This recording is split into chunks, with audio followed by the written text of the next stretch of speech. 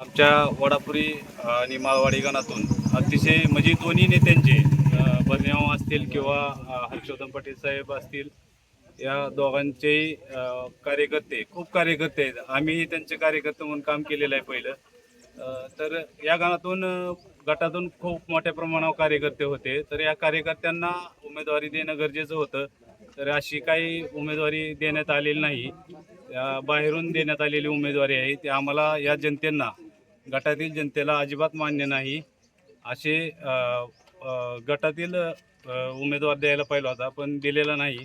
तरी अशी इथली जनता सुज्ञ आहे. या जनतेने बाहेरील उमेदवारी कधीही स्वीकारणार नाहीत, अशी मी या प्रचाराच्या दरम्यान सांगू इच्छितो. वातावरण आहे. 60 ते 65% मतदान आमच्या दोन्ही उमेदवारांवर होतं, भारतीय जनता पार्टी या उमेदवारांवर.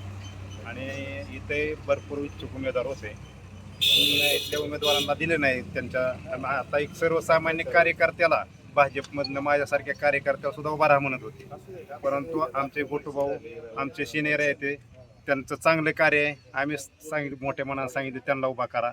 आणि जे आमच्या विरोध पार्टी आहे त्यांच्यात भरपूर मागं लागली होती की आम्हाला उमेदवारी द्या. आज जवळजवळ 20-25 वर्ष झाले ते नुसतं कार्यच करते ती, त्यांचा विचारसुद्धा केला नाही.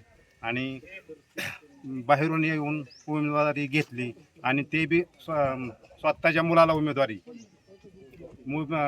दिली आहे. आणि त्यामुळे भरपूर जनता नाराज आहे तिथली. आणि कोण पोरगा उभा करते, कोण मुलगी उभा करते, त्याच्यामुळे जनता भरपूर नाराज आहे इथल्या. त्यामुळे भरपूर मतदान होईल भारतीय जनता पार्टीला. भारतीय जनता पार्टी अशी पार्टी आहे की सर्वसामान्यांना न्याय देणारी पार्टी आहे. तसं त्या दुसऱ्या पार्टी, समोरच्या पार्टीत तसं नाही. की त्यांचं कसं आहे, घराणेशाही थोडक्यात. ते नेत्यांचीच मुलं मोठी करायची, सर्वसामान्याला इथे महत्त्वच नाही कसलं. गोटूबा यांना व देशमुख परिवाराला या ठिकाणाहून भरपूर प्रतिसाद मिळत आहे. तसंच भांडगावच्या जनता सुज्ञ असल्या कारणाने काम करणाऱ्या लोकांना भांडगावची जनता ही मतदान करेल.